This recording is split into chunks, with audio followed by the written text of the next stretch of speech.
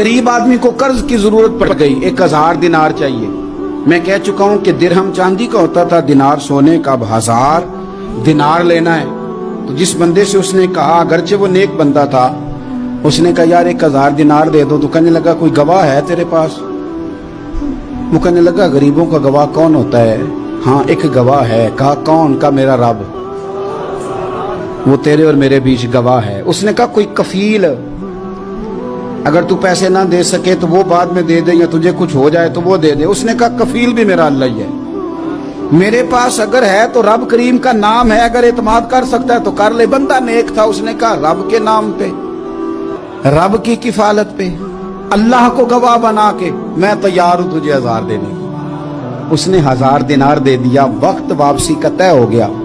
वो चला गया पैसे लेके। उसने पूरी मेहनत की कि मैंने वक्त पे पैसे लौटाने, पूरी मेहनत भी कर ली, अल्लाह ने मदद भी कर दी, पैसे भी उस तारीख को उसे मिल गए। बाद लोगों का तो लौटाने का दिल ही नहीं ना होता।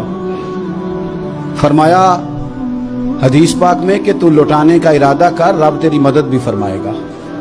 लेकिन यहाँ बहुत सारे लोग कहते हैं खैर है, इरादा ही नहीं। तो फिर जिस तरह का बंदे का गुमान हो, रब भी उसी तरह का मामला फरमाता है। उसने पैसे जमा भी कर लिए और वापस देने को तैयार भी हो गया, लेकिन रास्ता बहरी जहाज का था, कश्ती का था, दरिया के रास्ते वापस आना था।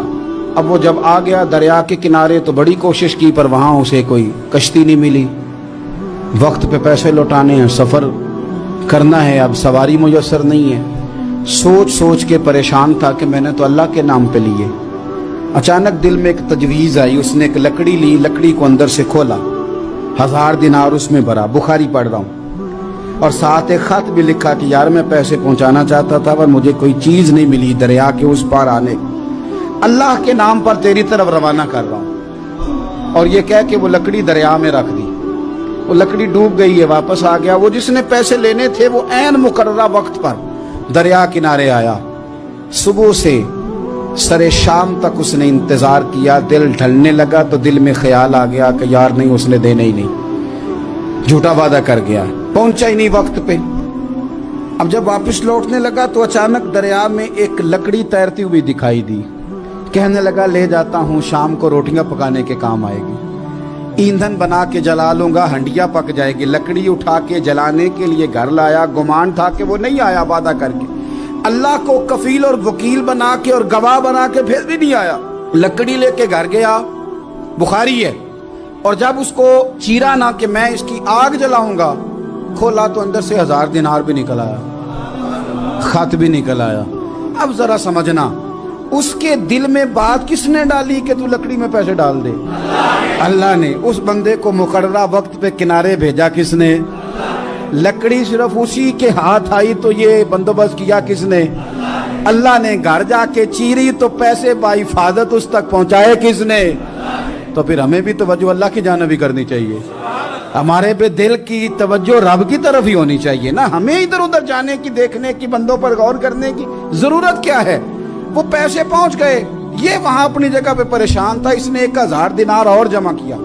फिर दोबारा एक दिन दरिया किनारे आया, कश्ती मिल गई, बैठ के अपने उस भाई के पास आया। कहने लगा देखना मुझ पर बदगुमान ना होना, पैसे उस तारीख को भी जमा कर लिए थे, दरिया पे आया था पर कश्ती नहीं मिली थी। फिर मैंने ना लकड़ी में डाल के, खत डाल के तेरी तरफ भेज भी दिए थे, लेकिन आज मैं फिर लेके आ गया हूं। वो कहने लगा खुश हो जा, जिस रब को तूने मेरा और अपना गवाह बनाया था उस रब ने मेरे तक पहुंचा भी दिए हैं।